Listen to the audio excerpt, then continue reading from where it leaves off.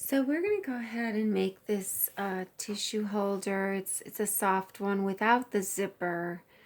It seems people like this one better because the zipper seems to sometimes, rip the tissue and whatnot. You can just wash these. And this particular one is really nice because there's no exposed seams. So the top, though, is, this is washable. Stabilizer's still on here. So the stabilizer will be showing on the top, but there's no raw seams anywhere.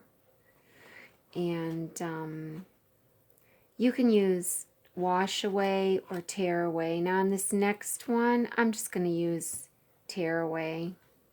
And the next one that we're going to do, this is a little bit wider, just maybe by 1/8 of an inch. I changed it, so we'll go ahead and get started. And there's batting. There's batting on the back, even though it's not quilted. You don't have to put batting on the back. You could put interfacing against, iron interfacing on the cotton, or heat and bond light, or you don't have to use anything actually. You could double up the back piece if you wanted. So it's totally up to you. But what you'll need is, you'll need 2 5x7 cotton pieces folded. So these are folded. They're 5x7, and 2 2.5x7 batting pieces. So you'll lift this up, and I glued it with just some washable school glue right along here. I already glued it, but you'll open it up and stick the batting in, up against the fold. And then you don't have to glue it. I didn't glue this one. I just placed it in there. I just thought I would this time.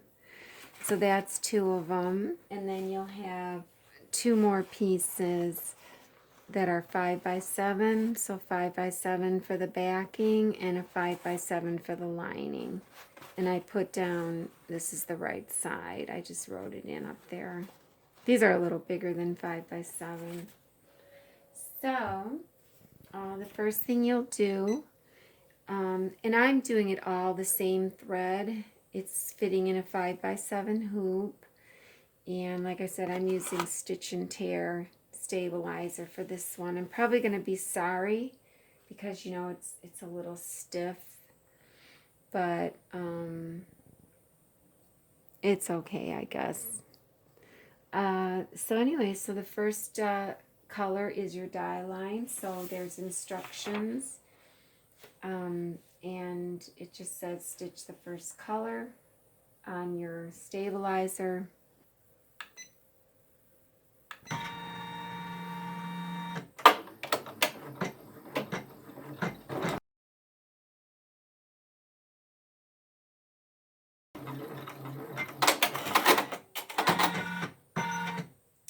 Okay, so it says fold your 4x7 piece of cotton in half lengthwise, press, open up, place batting to the fold, refold, and tape on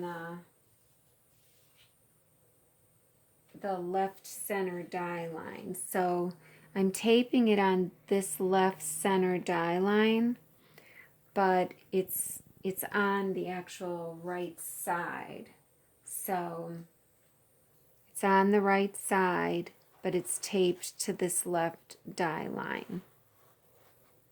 So, and you don't have to tape it. And I'm going to leave it so that I can see this part of it down here. So I'm going to just kind of, it doesn't have to be centered, but, and I'll just tape it like I could tape it here.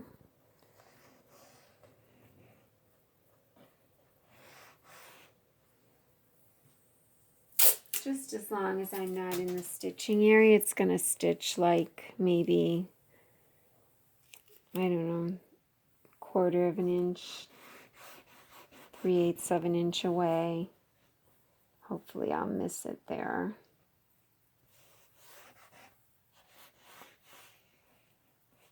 So that should be good, and I'll just use my bamboo stick.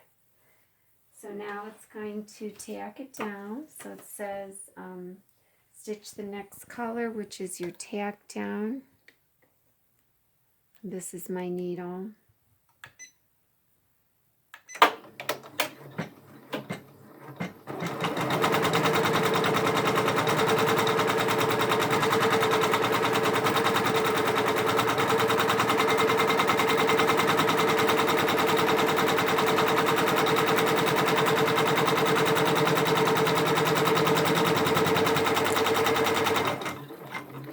Incidentally, my fabric here is not 5, it wasn't 5 by 7, it was more like 4 by 7. That's why I barely made it here. So, but that's okay because I kind of, this whole piece here goes over of where the final stitching is going to be anyways. The final stitching is going to be in a little. So, so that stitches the tack down, and stitch the next color, which is the stipple.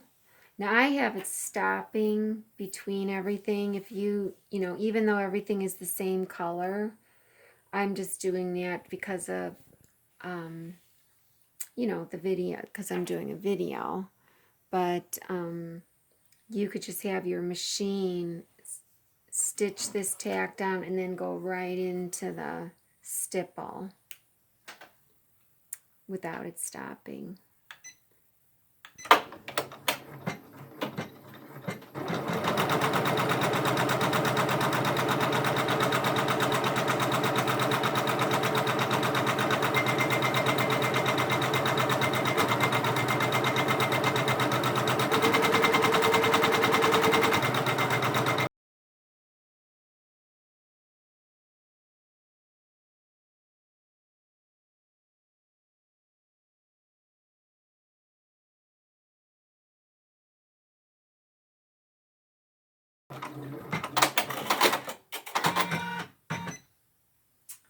Okay, and again, you could have not had your machine stop because it's going to stitch the decorative border line all the way down. So you could have had it keep going.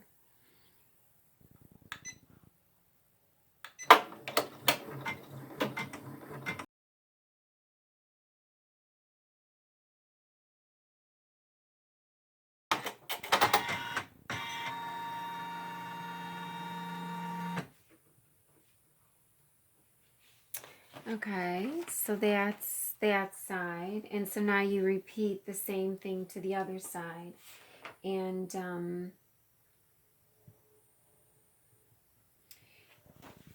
for the other side, then you know, it's going to be. We'll take the tape off. We don't need that either. I could have reused it. If you can't see this, if your fabric's too long, you can just use this as your guide as well and put this fold up against that, you know, so you could see this. So sometimes that's just easier. So let's just, I blocked the light on my machine, so it's hard for me to see. So I hope it's straight. I think it is. It looks pretty straight. I should have probably used thicker tape here. I guess that's okay.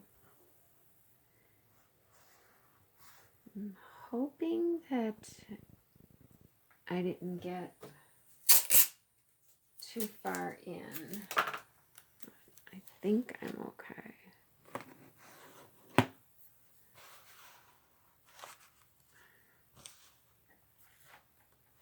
This is cheap tape from the dollar store, so it's not that great. Okay, so now it's going to tack that down. Here's the needle again.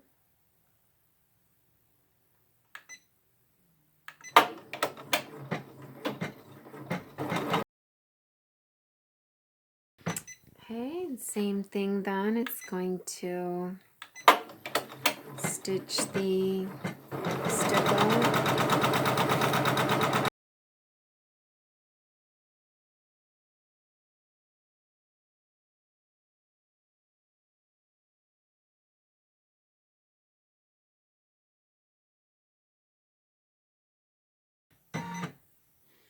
Okay, now it'll stitch the decorative border line.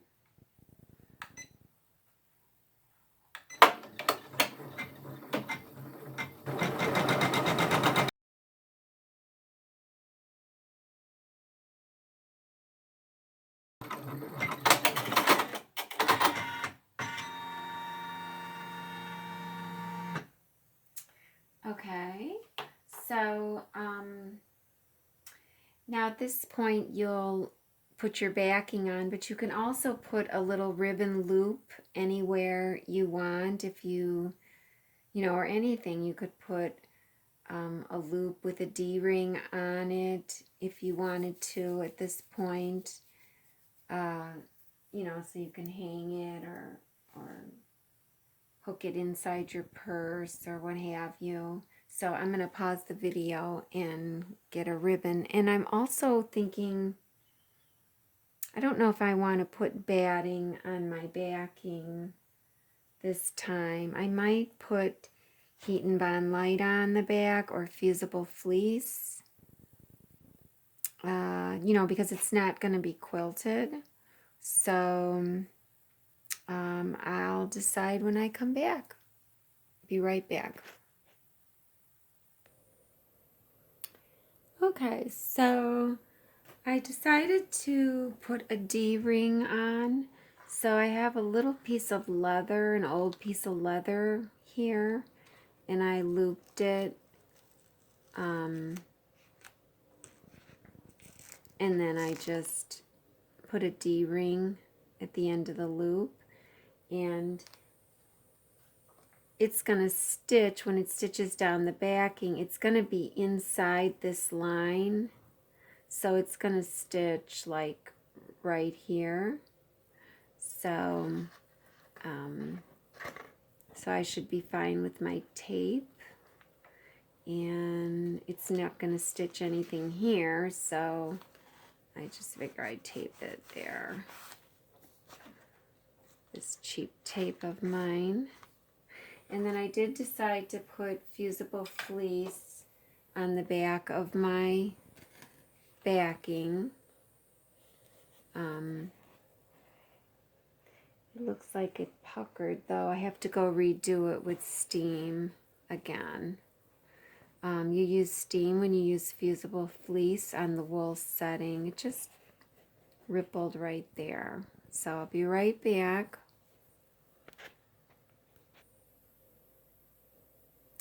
Okay, so I used the wool pressing mat this time, and it's completely flat. I used a pressing cloth here on the fusible fleece side, and then I turned it over and just pressed this side as well. So now it's nice and flat. So you take your backing and you turn it right side down over the top, and this one's, you know, probably a little bigger than what I needed, but that's fine. And you can go ahead and tape it, but you probably don't really need to, but I will just in case. I don't ever spray. I don't use the sprays. They're just too caustic and, you know, they're just not good for you or your machine or even your bathroom. I found that out the hard way. Even if I have them in a box, it still gets all over. So, so there's that. And now you go ahead and stitch the next color, which is the tack down of the backing.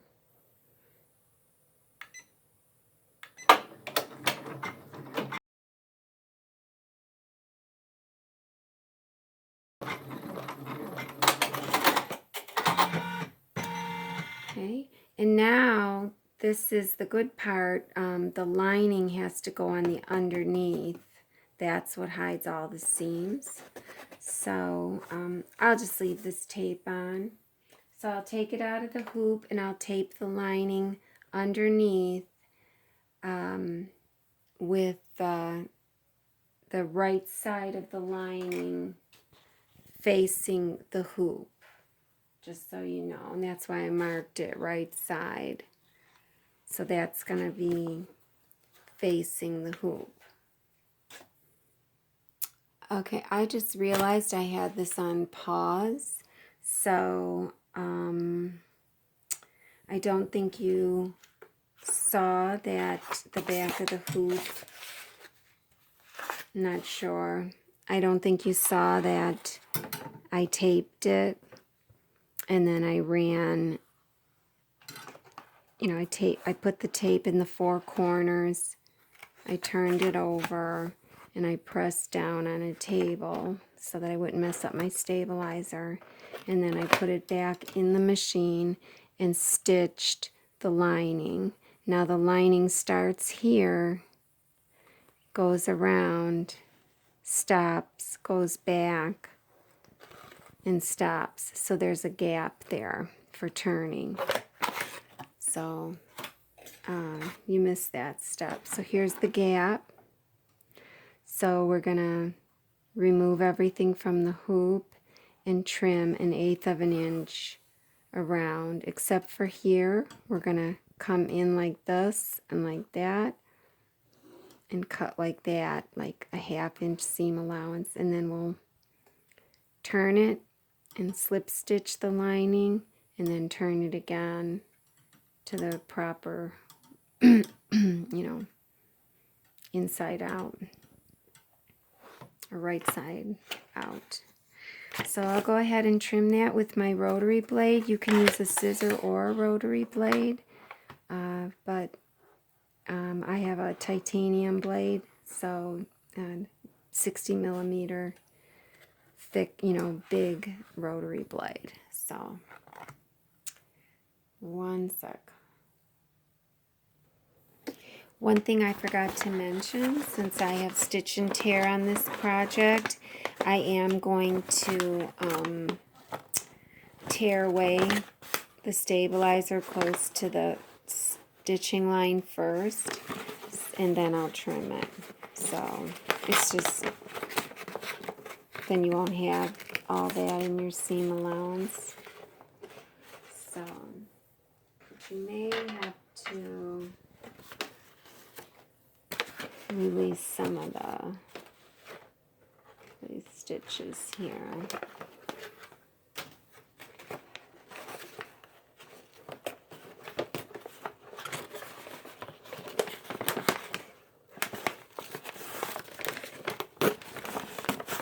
And you could see it just comes away nice and clean.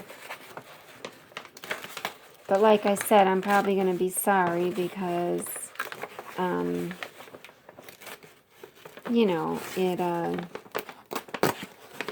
it's going to make it stiffer, but we'll see. Okay. So I'll go and trim that, and I'll be right back. Okay, so I trimmed it all up, and this is the batting, and this is the lining, the wrong side of the lining. This is the right side of the lining. I just realized I shouldn't have used white since the batting is white, but so that's how it looks. And this is the little hole that you're going to pull everything through. And so it's just the lining. You just take a corner and push first corner through. So, and you know, you could have put some interfacing like SF101 on the lining if you wanted to stiffen it up as well. I've even put heat and bond light on it, but it might have made it too thick, you know, for especially for turning and that. So I'll go ahead and I'll just get my thumb in there and then my finger and push out one corner. Start like that.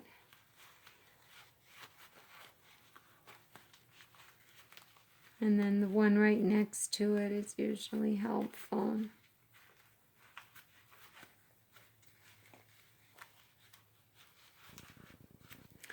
And then this is always fun. And remember, I have stitch and tear on here instead of water soluble. So it's gonna make turning harder. I guess I should use water soluble like I did the last time. It would make it softer, but I mean, it's doable. You could see I'm getting it.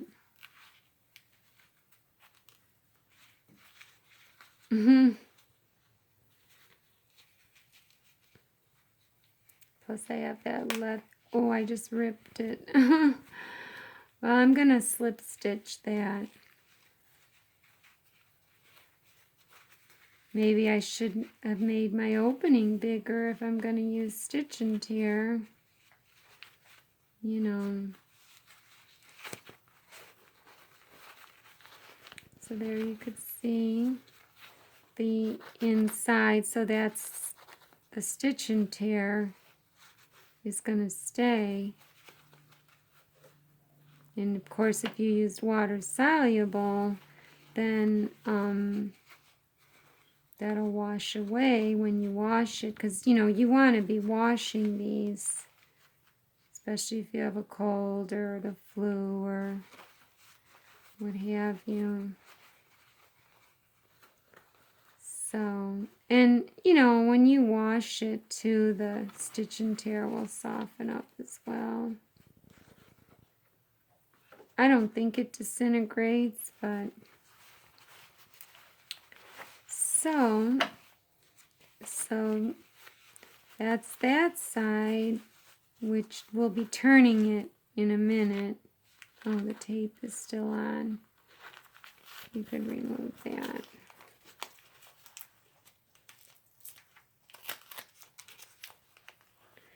And I believe, yeah, I got rid of the other tape. So that's that side, and then this is, you know, now this is the right side of the lining. So this gets folded in, and then all of this gets folded in. Now you can go ahead and trim away the batting so that you don't have to, you know, fold it in. Granted, you can see I don't have a lot of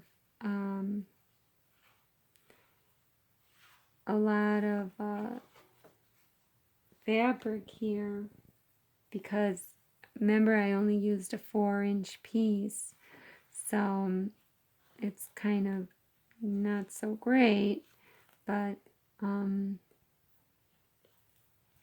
this here is the backing. So this is the fusible fleece, and it's fused on there. And I mean, I really can't separate it. I did such a good job. This one we'll just leave. And then this one, I'll just go ahead and trim it. Okay, so I trimmed the batting.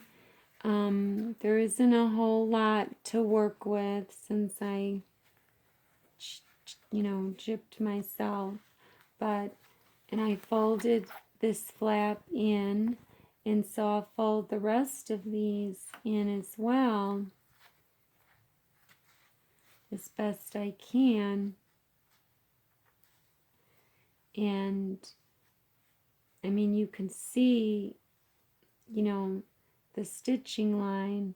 That's what you want to follow. You want to kind of fold it on that, and that's what you'll be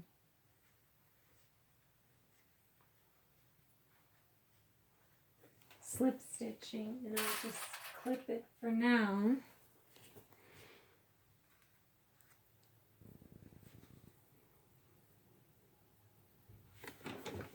And I could go and iron it because it's not water soluble. It's the stitch and tear. So, if the water soluble were on, then I wouldn't want to iron it. And you don't have to iron it. A lot of people use the double-sided tape and hem tape and all that for this step, but I don't like to use that. I just like to slip stitch it. It doesn't take long. I don't do it on any of my stuff.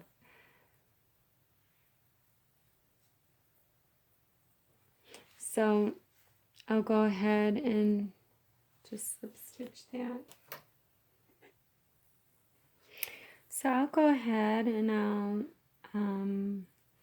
I'm left-handed, but I'll have the thick part of it facing me, and I'll take off the left side, and I'm going to go left to right. And as you recall, I ripped it a little bit, so I'm going to stick the needle in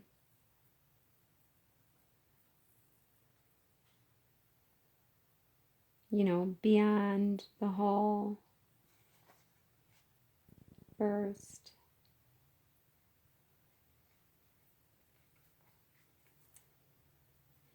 And now I'll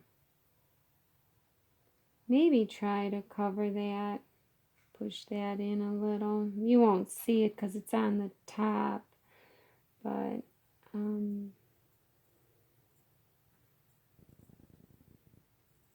I like to tunnel, a ladder stitch. So I'll tunnel through the thick part.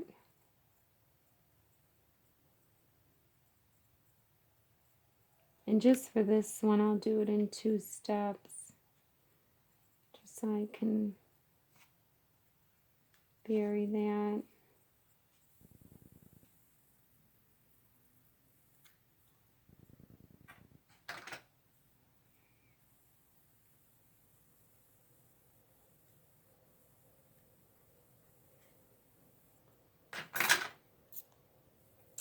So I'll go up through there.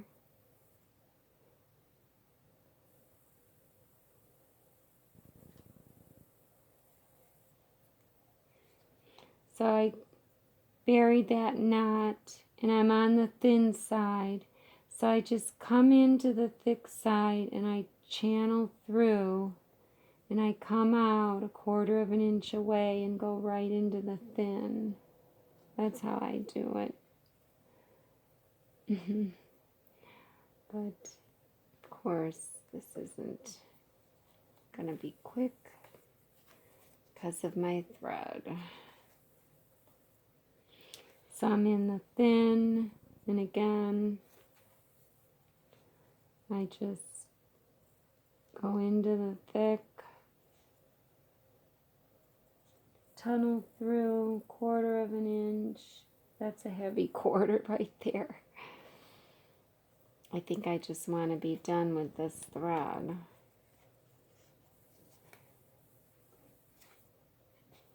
Okay. So I'm in the thin, come in the thick, tunnel through.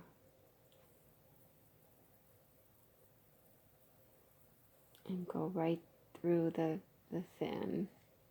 So I'm tunneling in the heavy part and coming up through the thin. So again, tunnel,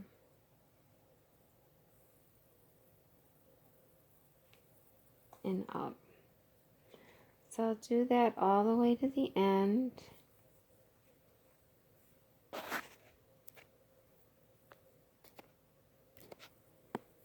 And then when I get to the end here, I go in and out several times. So I'll just kind of stay on the thinner white, and I just take a really small 1/16 of an inch, and I'll do it again, just like as if you were sewing on the machine. And then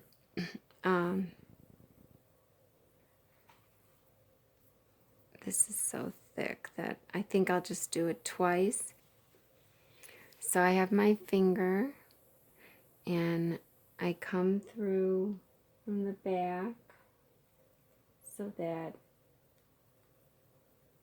I have a loop there. I follow the loop down with my finger and then stick the needle in the loop and go about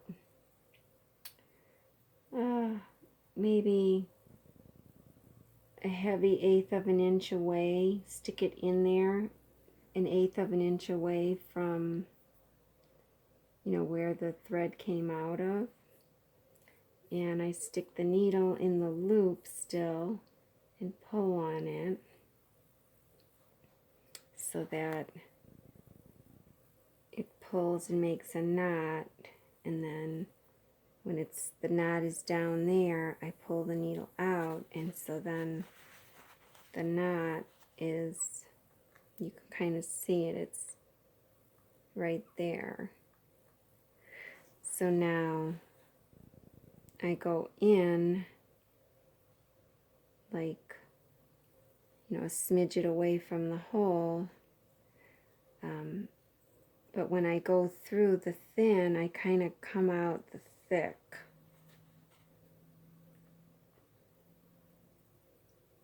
You don't want to go all the way through to the front, but kind of ride along here, and then bury that knot, and you pull, and then you give it a yank, and then it buried in there. So that's, everything is invisible now.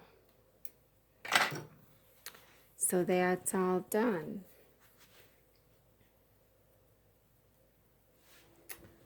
So now all you have to do is turn it the right way and see if you made a mistake or not. So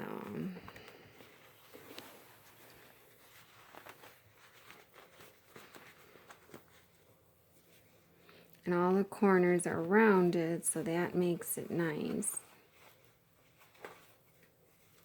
And there's no raw seams in there. It's really nice. It's quilted. I like the fusible fleece on the backing. The stitch and tear is not, doesn't seem to be causing me issues. I may end up liking it better than just water soluble.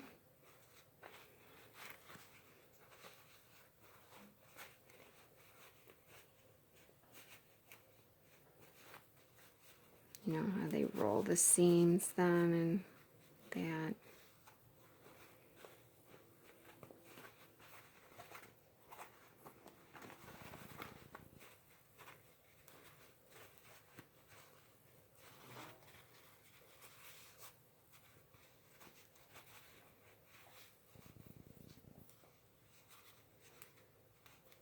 And this is kind of stiff here because I think that's where I tucked everything in, or is it there? I'm not sure. But, oh, it was this side. So it is a little stiffer, you know, with the stitch and tear in there, but I kind of like it. And so there it is. And I don't have any Kleenex to put in it, but, you know, once you do put the Kleenex in, everything softens. But that side's nicer with all the wider seam allowance, and this one is, you know, making a funny bulge there because I trimmed it so close. So maybe I'll remember that next time, and maybe I won't trim it so close on the long edges. Maybe I'll make the long edges, you know, more like 1/4 of an inch, a heavy quarter or something. So,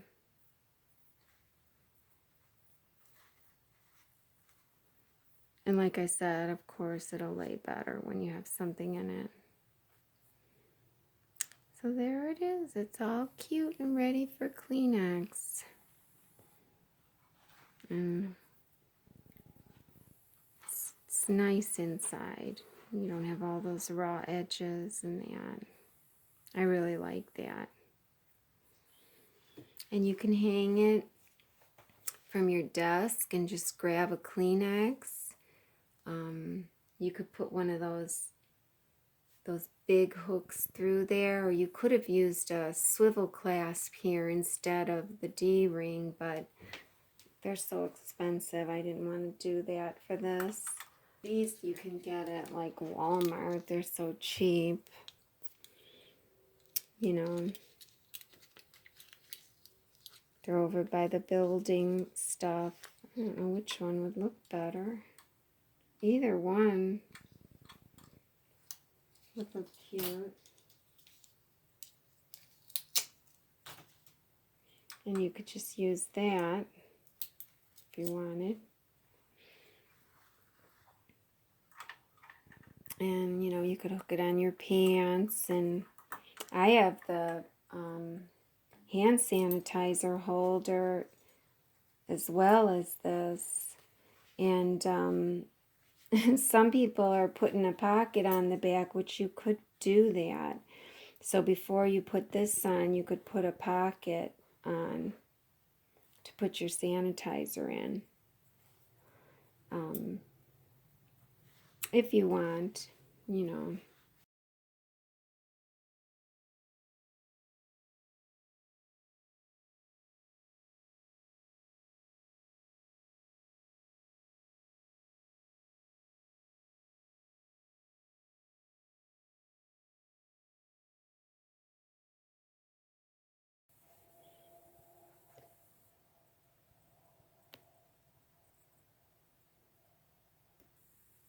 One thing I did forget to mention is my machine is normally set at 5 on my tension, but when you're embroidering through batting, you want to bump it up, so it's at 5.5 now. And I used a size 11 needle on this, even though I went through the leather and everything.